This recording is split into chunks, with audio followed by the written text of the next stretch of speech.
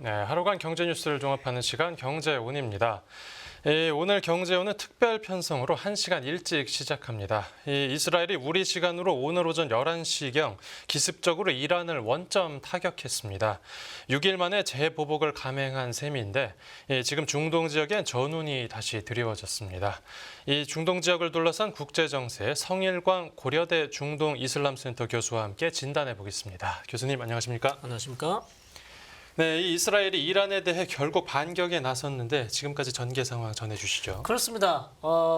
이란이 사실상 4월 14일이었죠. 이스라엘에 대한 전격적인 역시 대규모로 이스라엘 본토를 역사상 처음으로 350기 드론 미사일, 단도 미사일 드론을 이용해서 이스라엘을 공격했고요. 네. 그 이후 이스라엘은 반드시 여기에 대해서 대응 공격을 하겠다고 이미 천명을 했고 네. 대신 이제 중간에 나타냐후 총리와 바이든 대통령이 통화를 하면서 일단 한 템포 늦추는가 그렇게 생각을 했었고요. 그리고 또 지금 이스라엘은 6월절 명절이기 때문에 사실 명절이 끝나는 이달 말쯤 지나야 공격을 할 가능성이 높다 이렇게 생각을 했었는데 네. 현지 시간 새벽에 이스라엘이 전격적으로 보복 공격을 시작한 것으로 그렇게 지금 전해지고 있습니다. 네.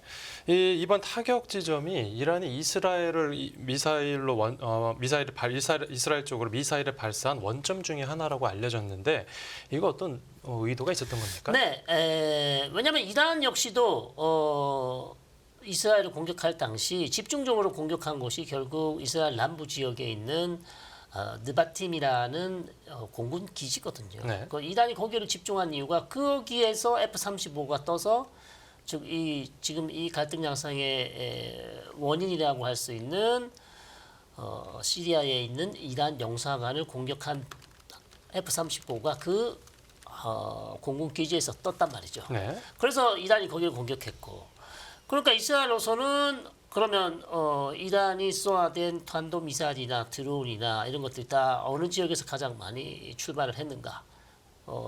이스라엘 판단으로서는 그것이 아마 이스파한일 것이다. 이스파한에 있는 공군 기지일 것이다. 그래서 거기를 원점 타격하는 방식으로 아마 일단 이스파한 공군 기지를 공격한 것 같습니다. 네, 네. 이 폭발음이 들린 곳이 핵시설들이 위치한 곳이라고 알려졌는데 설마 이 핵시설에도 피해가 있었던 겁니까? 현재로서는 이란 당국자는 자신들의 핵시설은 안전하다. 네. 그렇기 때문에 이스라엘이 사실 이스파한에 있는 핵시설 중에 가장 유명한 핵시설이 나탄즈 원전이 있는 데가 있거든요. 네. 나탄즈에 있는 핵시설을 공격한 건 아닌 것 같고요. 현재로서는요. 그래서 양측 간의 어떤 핵 공격의 우려를 일단 조금 낮다 이렇게 네. 볼 수 있는데 이란이 오늘 아침에 사실 이스라엘이 만약 우리 핵시설을 공격하면 우리도 이스라엘 핵시설을 원점 타격하겠다고 이미 으름장을 놨습니다. 그렇기 때문에 아마 이스라엘도 이란의 핵시설 공격보다는 수위를 좀 낮춰서 군사 시설을 일단 첫 번째 목표물로 한 것 같습니다. 의도적으로 수위 조절을 했다 이렇게 말씀해 주셨습니다.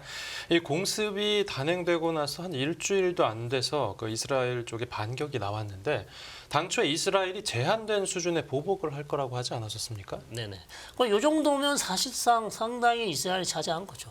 제한된 공격이다. 그래서 현재로서는 지금 알려진 거는 이스파한의 군사 공군 기지가 이제 공격을 받았고 네. 또 이란 측에서 하는 얘기는 드론 3대를 격추시켰다. 요게 지금 전부예요. 그 실제 내용은 지금 알 수가 없습니다. 이란에서 더 많은 피해가 있음에도 불구하고 지금 축소해서 지금 공개를 하고 있는지, 그럼 그 이유는 무엇인지 실제 좀 시간이 조금 지나봐야 될 것 같고요. 네네. 그래서 조금 더 지켜보면서 이란의 어떤 피해 상황을 알 수 있을 것 같습니다. 그런데 이스라엘이 이제 미국 측에 이번 공격을 사전 통보했다라고 보도도 나왔는데 실제로 그랬다면 이제 미국이 반격을 용인해줬다라고 봐야 되는 겁니까? 그렇습니다. 사실 바이든 대통령이 나타냐후 총리의 어떤 이란에 대한 대응 공격을 막기 위해서 다각도로 노력을 했지만 사실 성공하지 못했고 네. 이스라엘이 사실 시리아 내에 있는 이란 영사관을 공격할 때도 제대로 잘 알려주지 않았거든요. 바로 직전에 그냥 알려줬고 누구를 암살하려 했는지도 정확히 알려주지 않았다. 네. 그래서 미국이 상당히 화가 났었다는 그런 보도가 있었습니다. 네. 그래서 이번에 이제 이스라엘이 이란에 대한 보복 공격을 할 때 하더라도 반드시 우리에게 알려달라 사전에. 그렇게 요구를 했고요. 실제로 아마 이스라엘이 이번에는 사전에 미국 측에 알려준 것으로 보입니다. 이번에 반격을 이제 당하게 된 이스라엘 쪽에서는 혹시 추가 공격에 더 나설 수도 있는 상황입니까? 네, 그게 지금 귀추가 주목이 돼요. 사실 가장 지금 위험한 방향이죠. 그것이 과연 이 정도의 어떤 아주 절제된 방식으로의 공격으로 일단락이 될 것인가? 아니면 이스라엘 측에서 이거는 이제 1차 공격이다. 2차 공격은 더 남았다. 그래서 추가적인 보복 공격이 있을지 알 수가 없습니다. 네. 현재 제가 들어오기 전까지 이스라엘 언론들이 계속 지금 모니터링을 하고 있는데요. 뭐 추가적인 공격이 있을 것이다라는 얘기는 아직 나오고 있지 않아요. 네. 현재로서는 조금 소강 국면으로 들어가는 것 같고요. 이란 측에서도 좀 피해를 축소해서 밝히는 이유 중에 하나가 네.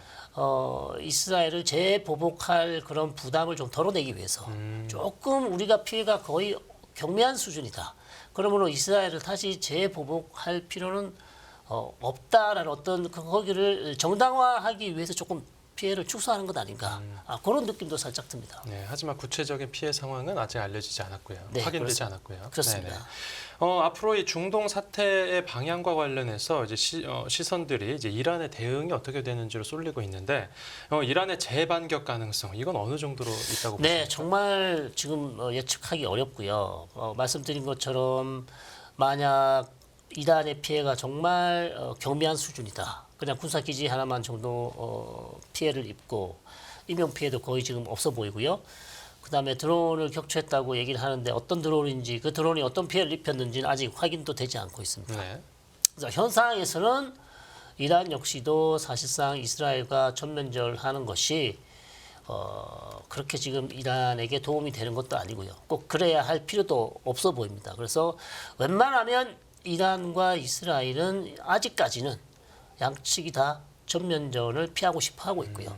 그런 측면에서 추가적인 어떤 전선이 확전될 가능성은 현재로서는 낮으나 네네. 아시겠지만 중동 정세라는 것은 정말 예측하기 어렵습니다. 그리고 이스라엘이 추가적인 보복을 할 가능성은 매우 높으나 여전히 배제할 수는 없다는 것이죠. 네. 그렇기 때문에 좀 더 우리가 계속해서 중동발 뉴스를 계속 보면서 면밀히 모니터링을 해야 될 것 같습니다. 네. 그래도 만약에 이 실제 이란이 재반격에 나선다라고 하면 이 국제 정세가 어떤 소용돌이에 휘말리게 되겠습니까? 그렇습니다. 사실 이란이 재차 이스라엘을 공격하면 결국 또 이스라엘은 또 가만히 있지 않을 수 없거든요. 네네. 또 공격을 받게 되면 이스라엘 역시 다시 한번 이란을 공격해야 되는 그런 국내 정치적 부담도 있고요. 그다음에 지금 전 세계가 이스라엘과 이란의 어떤 충돌 양상을 보고 있는 상황이기 때문에 이스라엘 특히 약한 모습을 보이지 않아야 된다는 그런 강박관념이 있습니다. 네네. 그렇기 때문에 만약에 추가적인 이란이 어떤 수비 조절을 하더라도 만약에 공격을 또 받으면요, 이스라엘은 역시 거기에 대한 최소한의 어떤 대응 공격 가능성도 역시 있다고 볼 수밖에 없죠. 그때는 뭐 고통스러운 대응의 선에서 뭐 그치는 게 아니라 그 이상의 대응도 나올 수도 있다 이런 거겠죠. 모르겠습니다. 그러니까 지금도 사실 고통스러운 대응이라고 했는데 그다지 지금 고통스러워 보이진 않아요. 이란이 그렇지 않습니까? 이란의 뭐 일부 시설이 지금 군사 공군 기지가 파괴됐고, 그다음에 드론을 격추했고, 그 외에는 뭐 특별한 지금 피해 사항이 알려지지 않고 있습니다. 네네.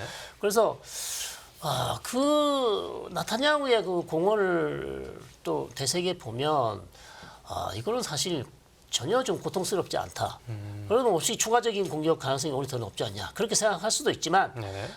꼭 자기가 한 말을 꼭 지켜야 되기는 하지만 안 지켜도 될 수도 있거든요. 왜냐하면 나타냐후 총리도 사실 이란과의 전면전은 웬만하면 피하고 싶기 때문에 사실은 이렇게 해서 그냥 전체 국면이 끝날 가능성도 저는 있다고 봅니다. 그럼 설마 뭐 최악의 상황에서 핵 전쟁을 염두에 둬야 되는 건 그런 건 아니겠죠? 그렇습니다. 정말 뭐 가장 이제 생각하기 싫은 시나리오가 핵 무기, 즉 이스라엘이 핵 무기를 가지고 있고, 그 다음에 이란은 또 핵 문턱 국가입니다. 네. 그러니까 최소 몇 개월 동안만 집중해서 노력을 하면 핵탄두를 만들 수 있는 국가예요. 그러면 핵시설이 아주 다양하게 또 분포돼 있고 네네.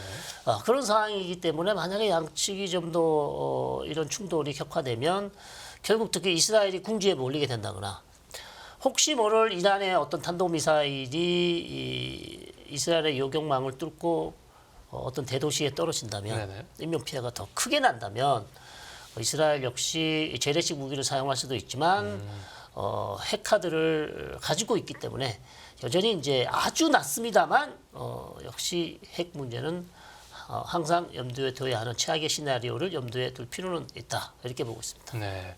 그리고 이 동맹국들도 나서서 이렇게 반대를 하고 했는데 이스라엘 입장에서 이 네타냐후 총리가 정무적 판단을 너무 성급하게 한 건 아닙니까? 그렇습니다. 뭐 제 생각도 사실 그렇게 경미한 피해를 입은 상황에서 굳이 이스라엘이 이란을 다시 이렇게 공격할 어떤 필요가 있었을까 이렇게 생각을 할 수도 있지만 일반적으로 국제 정치 이론에서는 억지력을 회복하지 못하면 즉 이란이 이스라엘을 전면적으로 본토를 공격할 수 있는 그런 공격을 막을 수 있는 억지력이 사실 무너졌거든요. 네. 최초의 공격이지 않습니까? 그 이 무너진 억지력을 세우기 위해서는 이스라엘은 이란이 반드시 본토 공격을 하는 것에 대한 대가를 치르게 해야 된다는 거예요. 그래야만 이란이 다음에 이스라엘 공격할 때 한 번 더 생각하고 우리가 저번에도 공격했더니 반드시 보복 공격을 했기 때문에 또 우리가 이번에 공격하면 반드시 이스라엘을 보복할 것이라는 그런 부담을 안게 해줘야 된다는 거죠. 네. 그것을 위해서 이스라엘이 이번에 무리를 해서 지금 추가적인 공격을 했다. 그렇게 볼 수 있는 것이죠. 네. 이제 또 올해 11월에 이제 미국에서 대통령 선거라는 이제 큰 이벤트를 앞두고 있는데요. 이 중동 갈등 고조가 미국 대선에는 어떤 영향을 주겠습니까? 특히 이제 트럼프한테 훨씬 유리한 방향으로 갈 수 있다. 네. 바이든 대통령은 사실상 지금 두 개의 전쟁을 이미 하고 있지 않습니까? 본인이 뭐 직접 하지는 않지만 가자지구 전쟁이 아직 안 끝났고요. 또 우크라이나 전쟁이 사실상 뭐 유럽과 미국이 같이 지금 공동으로 전쟁을 이어가고 있는데 네. 여기에서 다시 이스라엘과 이란 간의 어떤 전면전 양상이 벌어진다면 사실상 미국으로서도 상당히 부담스럽고 특히 이제 대선이 얼마 남지 않은 바이든 대통령으로서는 대선 캠페인 중에 자기의 외교적인 성과를 좀 내보여야 되는 상황에서 네네. 아무런 좀 세계의 전쟁이 벌어진다면 어느 것도 막지 못했다, 중단시키지 못했다. 외교력 부재, 네. 중재력 부재, 트럼프 후보의 공격을 받을 수밖에 없습니다. 그렇기 때문에 바이든 대통령의 지금 가장 중요한 급선무 중에 하나는 빨리 이 세계 전쟁 중에서 끝낼 수 있는 전쟁을 빨리빨리 종결시켜서 영내 안정화도 중요하지만 본인의 재선 가도에도 상당히 중요한 지금 정세입니다. 그래서 이런 것들을 바이든 대통령이 지금 신경을 쓰고 있을 거고요. 네. 외교력 노력을 하고 있겠죠. 네네. 이 외교적 노력을 하고 있다고 말씀해 주셨는데 계속 이제 이스라엘 쪽에 지금 사태를 좀 정리하고 가자라고 메시지를 던지고 있습니다. 그런데도 이게 계속 지금 뭐 반격도 나오고 이렇게 사태가 정리가 안 되는 걸 보면 어떤 좀 메시지 강도가 약한 거 아니겠습니까? 네. 좀 그런 측면이 있고요. 일단 바이든 대통령이 너무 쓸 수 있는 그런 수단들이 많이 있는데 옵션들이 있는데 지렛대가 있는데 사실 잘 안 쓰는 것 같다. 예를 들면 이스라엘에 대한 어떤 미국이 계속 해오던 경제 지원, 무기 지원 네네. 이런 것들을 잠시 중단시킬 수 있거든요. 외교적으로. 그러면 나타냐후 총리를 좀 압박해서 가자지구 전쟁을 좀 빨리 종결시킨다든지. 가자지구 전쟁을 끝내지 않으면 우리가 몇 년 전에 약속한 군사 지원, 경제 지원 당분간은 줄 수 없다. 제공할 수 없다. 이런 방식으로 좀 외교적인 수단을 써야 되는데 현재 바이든 대통령이 그런 쓸 수 있는 가용한 수단을 쓰지 않고 있다. 네. 그래서 사실상 나타나고 총리가 그것을 이용하고 있고 미국의 어떤 외교력이 그만큼 작동을 하지 못하고 있는 상황이죠. 네네. 그럼 바이든 대통령은 왜 그런가? 바이든 대통령은 본인이 자기가 시온주의자라고 얘기할 만큼 이스라엘 국가에 대한 애착이 많은 그런 성향을 가지고 있습니다. 네. 그렇기 때문에 나타냐후 총리와는 사이가 안 좋지만 나타냐후 총리를 도와주고 싶지 않지만 이스라엘이라는 국가가 이란이나 하마스나 헤즈볼라의 공격을 받아서 무너지는 모습은 바이든 대통령을 보고 싶지 않다.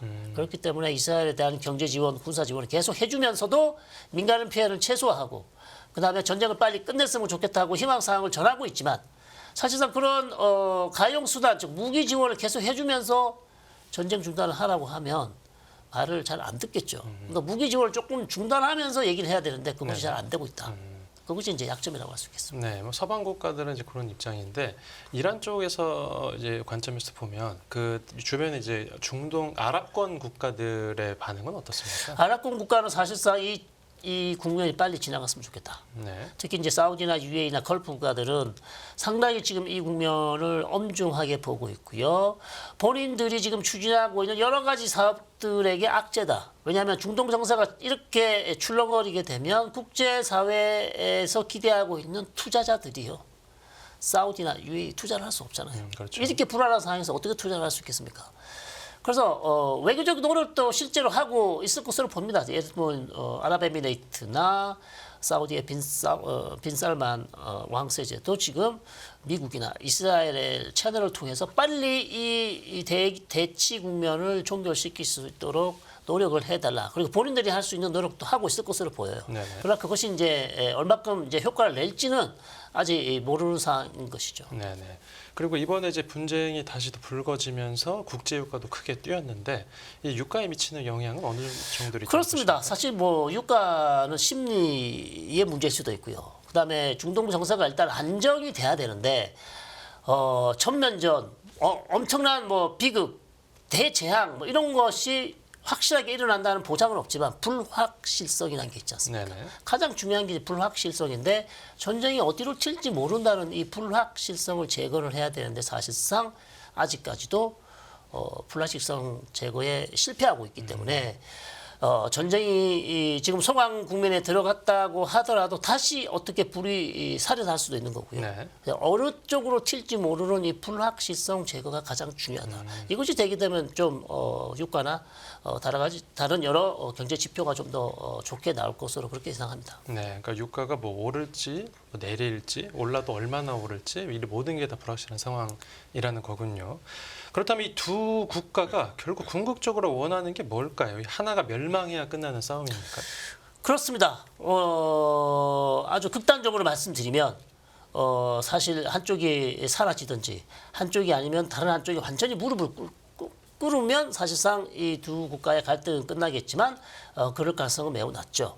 그렇기 때문에 두 국가가 사실상 이런 대치 국면에서 한 발자씩 좀 물러나서 잠정 협정으로 휴전하는 그런 방향으로 해서 더 이상 확전을 막고 양측이 필요한 것들 이스라엘이 지금 가자 지구 전쟁을 끝내야 해요. 네네. 그게 더 중요하지. 지금 이란하고 전쟁을 해서 얻는 게 뭐가 있을까요? 그래서 가자 지구 인지를 더 풀어내는데 여기에 집중을 하고 이란 역시 지금 국제사회의 제재와 여러 가지 경제적으로 어려움이 있고 그다음에 자국민들에게 필요한 것들을 잘 제공하지 못하는 여러 가지 어려운 부분이 있기 때문에 자국 경제 개발과 그다음에 핵 문제를 미국과 해결할 수 있는 다른 데 지금 에너지와 노력을 써야 하는 그런 상황에서 네.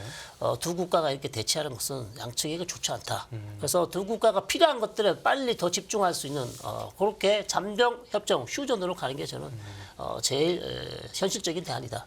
그렇게 말씀드릴 수 있습니다. 네, 저희가 저번에도 다뤘지만 그 최악의 시나리오라고 하는 뭐 호르무즈 해협 봉쇄나 뭐 이란의 유조선 공격 같은 게 나오게 되면 이제 우리 경제에는 어떤 타격이 좀 있을까요? 심각하죠. 사실 뭐 최악의 시나리오지만 이란이 쓸 수 있는 여러 가지 카드 중에 하나가 호르무즈 해협을 막는다든지 아니면 지나가는 선박을 납치한다든지 아니면 호르무즈 해협에 기대를 떨어뜨려서 어느 선박도 지나가지 못하도록 한다든지 다양한 방식으로 호르무즈 해협에서 어떤 항로를 막는 방법이 있거든요. 그렇게 되면 사실상 전체적인 유가 그다음에 상상을 초월하는 유가 급등이 있을 것 같고요. 네. 예를 들어서 뭐 블룸버그 통신이나 다른 여러 언론사들이 뭐 130불, 120불까지 얘기를 하고 있습니다.